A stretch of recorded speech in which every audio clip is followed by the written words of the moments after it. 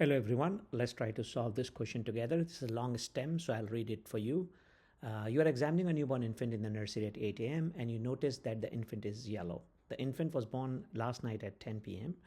You ask the nurse to get a transcutaneous bilirubin level and the level turned out to be 16 milligram per deciliter. You immediately look at the maternal chart and you notice that the mom is O positive. You order infant type in screen.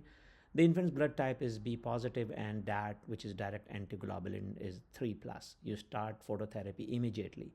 What would you do as a next step in preventing this problem from happening again? Basically, the problem is that this baby could have been a serious baby and could require transfusion, exchange transfusion if the bilirubin is too high and at the danger of this bilirubin going through the blood-brain barrier and potentially causing some neurological damage.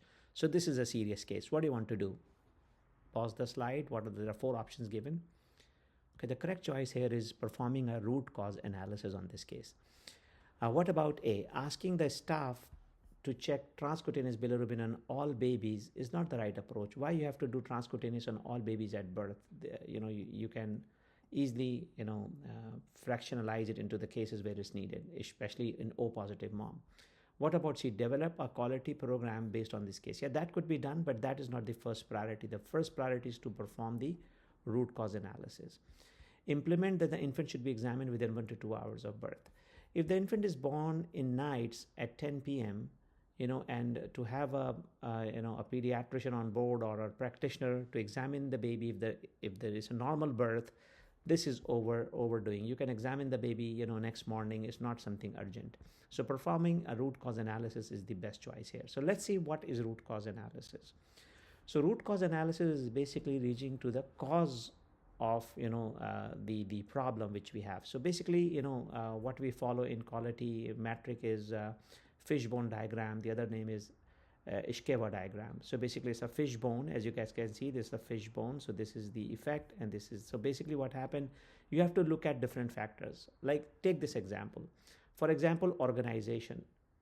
Probably there are not enough staff to measure bilirubin in the night or do a quick examination. Equipment, probably the bilirubinometer or transcript is not available. What about infrastructure? Probably there is no way of reporting the maternal O positive cases to the nursery.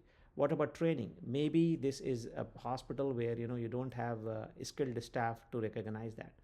Deployment, maybe there's a problem with deployment, and of course there'll be process and methods that needs to be taken care of, or one can follow this. So basically method, machine, people, environment, the whole idea is you have to look for different factors that can contribute, like in this case, can contribute to missing the hyperbilirubinemia in a baby who is at high risk for developing neurological damage.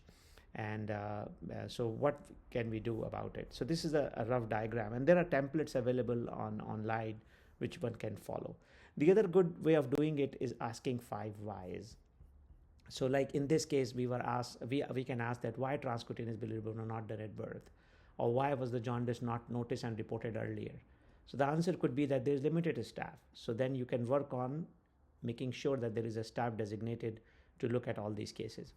The other one is why the staff limited, because nursery is assumed to be a quiet place and they have no providers. So this is again working on the system and providing more providers. Why no one report O positive maternal status to the nursery? Because we all know that O positive maternal blood status could have consequences in jaundice, especially if it's a direct antiglobulin test positive. So because we don't have any protocol, so here is the opportunity, and this is what should be done. So now one can easily fix it by developing a protocol and saying that, look, all mothers who are O positive has to be reported to the nursery. Or the other thing could be that getting a blood type on the baby's cord blood specimen right away on mothers who are O positive.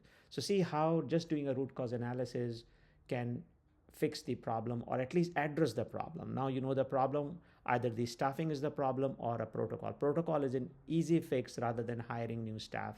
It could be reported and a person responsible should act on it. So I hope this makes sense and you guys have learned something together today. You guys have a wonderful day. Bye.